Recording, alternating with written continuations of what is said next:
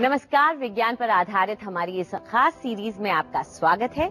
हम विज्ञान से घिरे हुए हैं जो हमारे हर तरफ है, इसलिए ये एक खास नाता है, विज्ञान और हमारा। तकनीक ने हमारी जिंदगी न सिर्फ आसान बनाई है, बल्कि वो हमारी जिंदगी बचाने का भी काम करती है।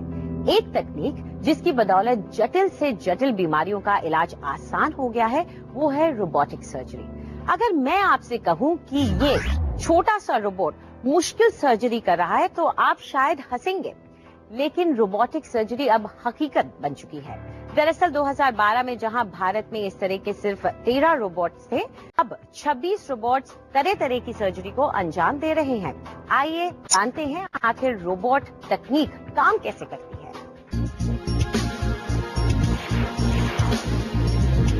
Master slave concept where surgeon uses the help of a machine to carry out the operations. Nearly 99.7% accuracy.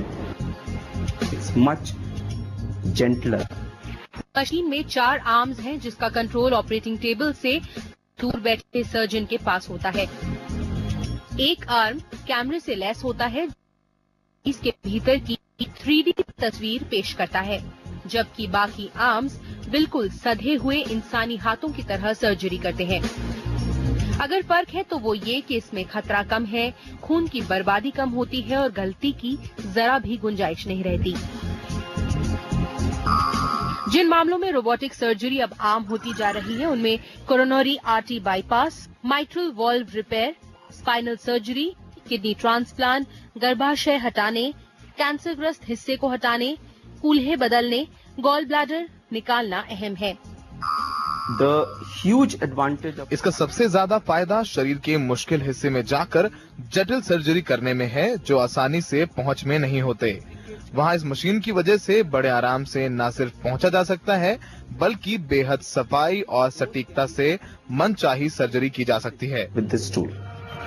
Robotic project की शुरुआत DARPA यानी defence advance research project agency और नासा ने अमेरिका में 70 के दशक के आखिर में हुई, जिसका मकसद सैनिकों और अंतरिक्ष यात्रियों का ऑपरेशन करना था। फिर 2 अमेरिकी कंपनियों ने सन 2000 में इसे खरीदा और द विंसी रोबोट बनाया। ये भारत में पहली बार 2003 में आया और फिर दिल के इलाज के लिए 2008 में आया। इसका इस्तेमाल सर्जरी के लिए किया जाता है। द विंसी के अलावा कुछ छोटे रोबोट भी भारतीय हेल्थ केयर सिस्टम में अपनी एंट्री ले चुके हैं। मेजर रोबोटिक रेनेसां का आकार किसी कोक के केन जितना है, लेकिन ये नायाब मशीन स्पाइनल सर्जरी के मामले में 99.9% सटीक सर्जरी की गारंटी देता है।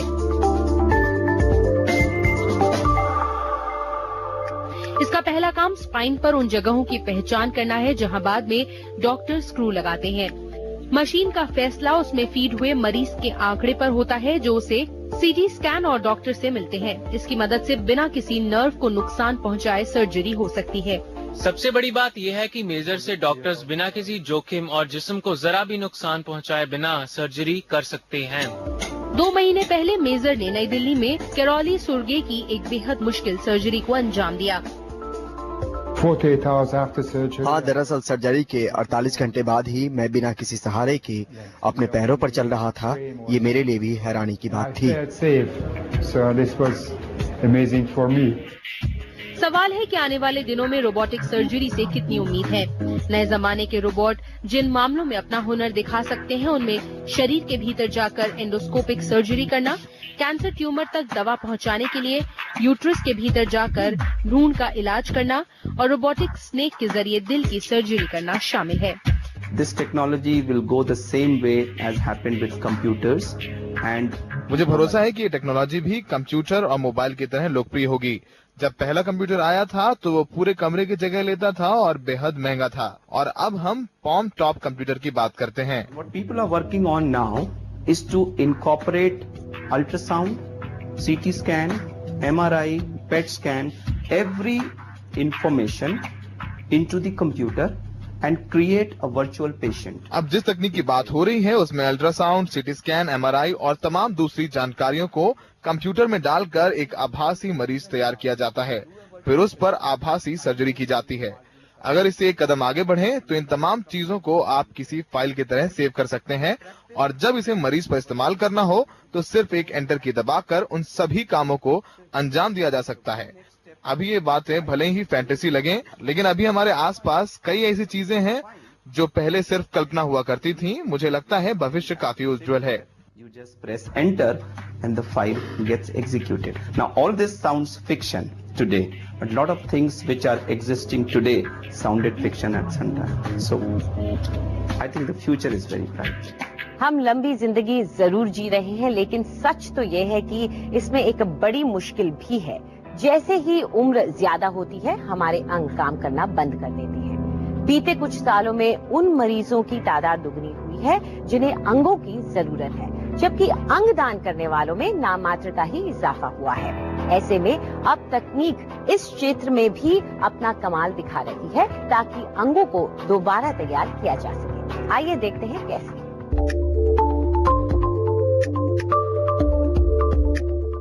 We're working on many different tissues. हम त्वचा, कान, पेशियां समेत कई तरह के टिश्यूज पर काम कर रहे हैं ताकि अंगों को बदला जा सके। हमें उम्मीद है कि हम न सिर्फ जिंदगी को बेहतर बना पाएंगे बल्कि उसे बचा भी पाएंगे। डॉक्टर अटाला बीते 20 सालों से अंग, टिश्यूज और हड्डियां बनाने पर काम कर रहे हैं। पहले जब कोई अंग खराब होता था, इसका मतलब था किसी डोनर से लेकर उसे ट्रांसप्लांट करना होगा। लेकिन अब सर्जरी की दुनिया में एक और विकल्प खुल रहा है, जहां कुछ दिनों बाद अंग प्रत्यारोपण बीती बात हो जाएगी। अब जमाना बायो इंक से टिश्यू प्रिंटिंग का है। लेकिन किसी अंग की प्रिंटिंग कैसे काम करती है, इसकी प्रेरणा इंकजेट प्रिंटर से ली गई है। ये 2 कार्ट्रिज के साथ खास तौर पर डिजाइन किए गए प्रिंटर है। एक कार्ट्रिज में बायोडिग्रेडेबल जेल भरा होता है जो बायो पेपर का काम करता है, जबकि दूसरे कार्ट्रिज में बायो इंक होता है जो इंसान के खराब हुए अंग की कोशिकाओं का सस्पेंशन होता है। जब आप प्रिंट करना शुरू करते हैं तो ये दोनों कार्ट्रिजेस एक के बाद एक लेयर बनाना शुरू करती है, पहले पेपर और उसके बाद सेल। ऐसे मिलकर वो 3D अंग बनाना शुरू कर देती है। जल्द ही कोशिकाओं के स्तर एक दूसरे के साथ जुड़कर बायो पेपर से अलग हो जाते हैं। इसमें कई सारे प्रोटीन और दूसरे जैविक चीजें जिम्मेदार होती हैं और एक पूरी ठोस संरचना तैयार हो जाती है जो किसी अंग की जगह ले सकता है। बायो इंक की तकनीक मेडिकल साइंस के लिए किसी क्रांति से कम नहीं। वो दिन दूर नहीं जब इंसानों के असली अंग शरीर से बाहर बनाए जा सकेंगे और आसान शब्दों में कहें तो कोई जख्मी मरीज को एक मशीन स्कैन करेगी और फिर जख्म के ऊपर जरूरी सेल और त्वचा प्रिंट कर देगी।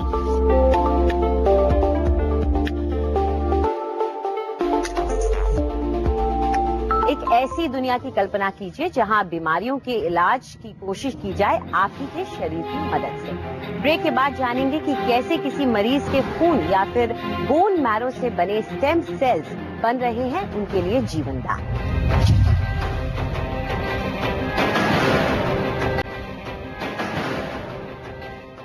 विज्ञान पर आधारित हमारी इस खास सीरीज में आपका एक बार फिर से स्वागत है। और अब बात एक ऐसी तकनीक की जो दुनिया भर में लाखों मरीजों का स्टेम सेल्स की मदद से इलाज करने की क्षमता रखती है। ऐसा इसलिए होता है क्योंकि स्टेम सेल्स न सिर्फ अपने तरह की बल्कि जरूरत की दूसरी कोशिकाएं बनाने की भी काबिलियत रखते हैं। एक अनुमान के मुताबिक एक औसत इंसानी शरीर 37 खरब कोशिकाओं का बना होता है। कोशिकाएं शरीर की सबसे छोटी जीवित इकाई है जो खुद ही बनती है।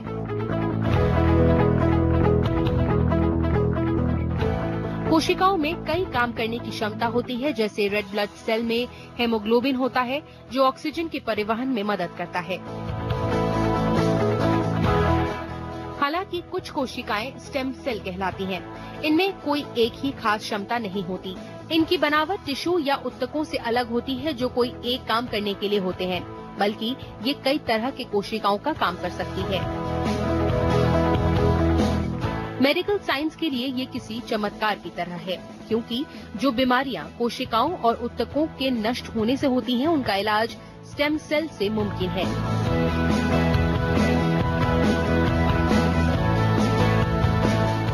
ऐसी कई बीमारियां हैं, डायबिटीज, स्पाइनल कॉर्ड का नुकसान, रेटिना में बीमारी, पार्किंसंस, दिल का मर्ज, कैंसर, अस्थि और चर्म रोग। Stem cells are those repairing cells which stem cells मरम्मत करने वाली वैसी कोशिकाएं हैं जो हमारे शरीर में होती हैं। त्वचा, खून या और कहीं भी जहां नई कोशिकाएं बननी होती हैं, ये वहां होती हैं। So basically these are the factories which keep on making new cells or daughter cells which further divides and forms the organ. Stem cell 3 तरह के होते हैं जिन्हें विकास के कई चरणों में प्राप्त कर सकते हैं। ये हैं भ्रूण कोशिकाएं, वयस्क कोशिकाएं और कॉर्ड ब्लड कोशिकाएं। भ्रूण कोशिकाएं भ्रूण से ली जाती हैं। वो फिर किसी भी प्रकार की कोशिकाएं बना सकती हैं। वयस्क कोशिकाएं अस्थि, मज्जा, दांत और बालों में पाई जाती हैं। ये वही कोशिकाएं बना सकती है जिनसे वो खुद बनती हैं। और अम्बिलिकल स्टेम सेल जो इनके बीच की होती है और उनमें करने की क्षमता होती है। स्टेम सेल को लेकर भारत में शोध का काम करीब 15 साल पहले निजी और सार्वजनिक दोनों क्षेत्रों में हुआ और आज की तारीख में दिल्ली में एम्स के तकरीबन सारे विभागों में इंसानों या दूसरे जीवों पर स्टेम सेल को लेकर ट्रायल किए जा रहे हैं। Earlier we started with heart attack and then rest on we moved. हमने हार्ट अटैक से शुरू किया और फिर स्ट्रोक पर काम होने लगा। इसके बाद कॉर्निया की मरम्मत और आंखों की झिल्ली बदलने में भी इसका इस्तेमाल हुआ। हड्डियों के नहीं जुड़ने पर या फिर कई तरह की त्वचा संबंधी रोगों में भी इसका इस्तेमाल हो रहा है। The white patch. We learned from every clinical trial. आंख के इलाज में limbal transplant stem cell therapy की बड़ी सफलता है। 8 साल के राहुल का ही मामला ले लीजिए, जिसकी आंखों की रोशनी हीलियम सिलेंडर के फटने से चली गई थी। कुछ सर्जरी होने के बाद डॉक्टरों ने स्टेम सेल फ्रेम बनाकर उसकी कॉर्निया में लगाने का निर्णय किया। राहुल फिर से स्कूल जा सका। दवाई के तौर पर उसे केवल अपनी आंखों में आई ड्रॉप्स डालने होते हैं। If the one eye is involved, we take a small piece from the other eye. अगर एक आंख जख्मी हो तो हम दूसरी आंख से एक छोटा टुकड़ा लेकर लैब में उससे स्टेम सेल तैयार करते हैं। कुछ हफ्ते बाद जख्मी आंख की सफाई कर वहां कल्चर हुए सेल्स लगा देते हैं। इसके बाद ये कोशिकाएं अपना काम शुरू करती हैं और नए सेल्स आ जाती हैं। Where the function of these stem cells is taken up by the new cells and they regenerate the area and they stabilize the ocular surface. This is typically how it's done. Stem cell का इस्तेमाल सिर्फ परिवार में ही कर सकते हैं, ये बात पूरी तरह सच नहीं है। रिश्तेदारों के अलावा दूसरे लोगों के साथ भी ये मैच कर सकता है। दातेरी, चेन्नई के इस एनजीओ ने 2009 में पब्लिक स्टेम सेल बैंक की स्थापना की थी। आज उनके पास 57,000 डोनर्स हैं। Till now, what we were talking about stem cell, we talk about ourselves, we talk about iStores. अभी तक हम स्टेम सेल के बारे में बात करते थे तो अपने बारे में करते थे। मैं अपने बच्चों और परिवार के लिए स्टेम सेल रखता हूँ, लेकिन जब इस नजरिए को बड़ा करते हैं तो आम लोगों के लिए बैंक की तस्वीर सामने आती है। That means a person donates some of their cord blood stem cells.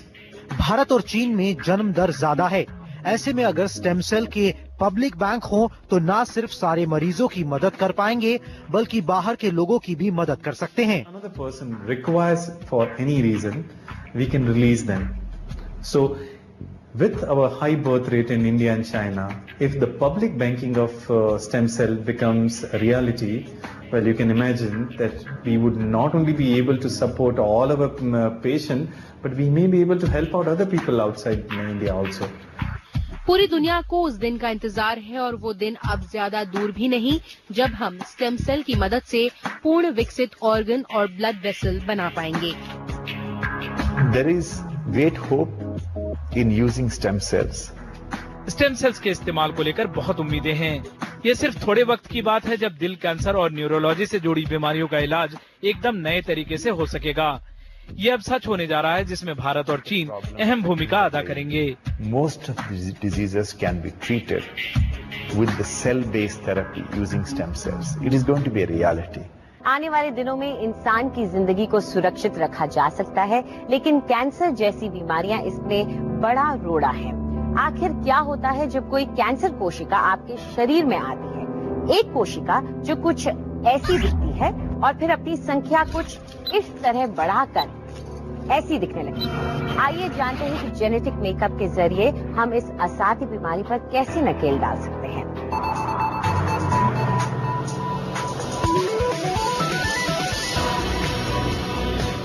लेकिन निराशा के इन तस्वीरों के बीच मेडिकल साइंस को मिली कुछ कामयाबियों से हर दिन आशा की कुछ नई किरण फूटती है।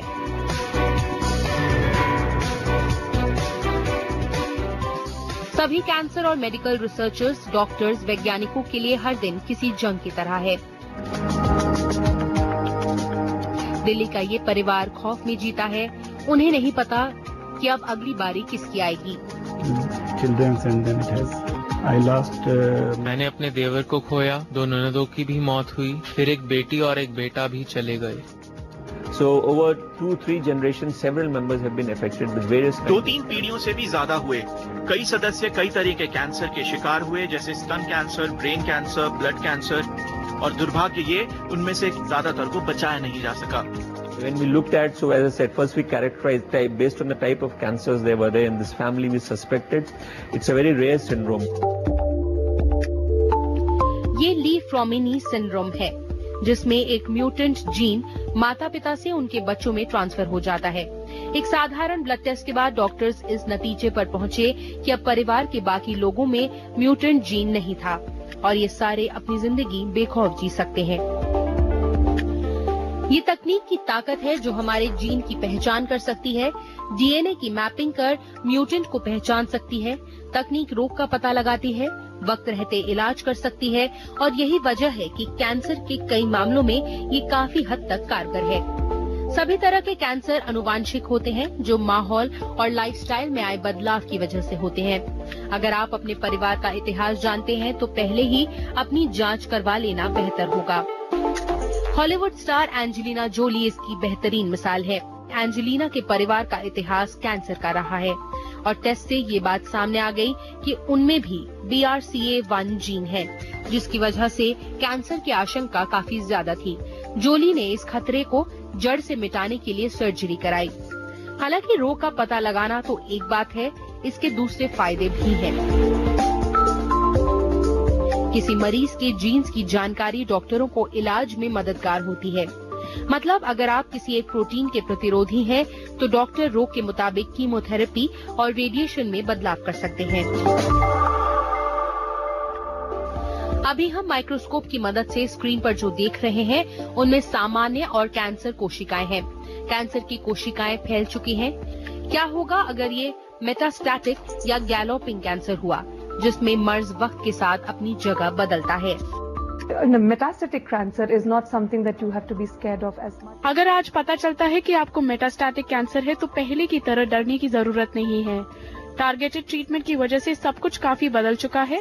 मेटास्टैटिक कैंसर रहते हुए भी मरीज काफी दिन जिंदा रहते हैं। Patients are living longer and maybe going on to 4, 5, 6 years.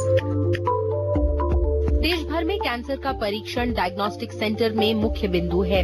America की क्वेस्ट डायग्नोस्टिक ने भारत में 2008 में अपनी शाखाएं बनाई। ये 25 मेट्रो में मौजूद है। इन शहरों में कई तरह की जांच होती है। ब्लड कैंसर के लिए डीएनए सीक्वेंसिंग, फेफड़े के कैंसर के लिए जीन म्यूटेशन, स्तन, सर्वाइकल, प्रोस्टेट और बोन कैंसर के लिए test. In lung cancers we have tests available like EGFR. हमारे पास कई तरह के टेस्ट होते हैं और सब के सब अनुवांशिक बीमारियों के लिए ही नहीं है। फेफड़े के कैंसर के मामले में जो तंबाकू खाने, धूम्रपान या प्रदूषित हवा से होते हैं, अब उनकी पहचान पहले कर सकते हैं। You know whether this therapy is going to respond or not. So it has become more of a personalized medicine. That is where the role of, genetic testing has come up. अब cancer से जुड़े हर तरह के test मुमकिन है। दिल्ली की मशहूर genetic laboratory न्यूट्रोजीन cancer से जुड़े 200 जीन्स जो कैंसेक कहलाती है के टेस्ट मुहैया कराता है। So CanSec is a service which we started in 2012 with the aim of कैंसेक की शुरुआत 2012 में हर तरह के मरीजों को लेकर सामान्य जानकारियों देने के मकसद से हुई। इसके लिए हमें कैंसर सेल लेते हैं, फिर सेल से डीएनए निकालकर मल्टीपल जीन्स के लिए सीक्वेंस तैयार करते हैं। ये जानकारी इलाज के लिए मददगार और सुरक्षित होती है। The approach right now is that you have standalone tests which look at dedicated or very specific and limited loci in your entire DNA, right? What we think is that information is power.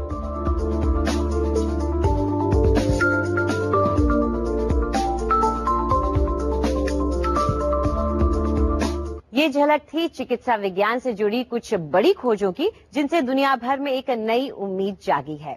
आशा करते हैं कि आपको और विज्ञान को रूबरू लाने की हमारी ये कोशिश कामयाब रही है। फिलहाल हमें इजाजत दीजिए और देखते रहिए एनडीटीवी।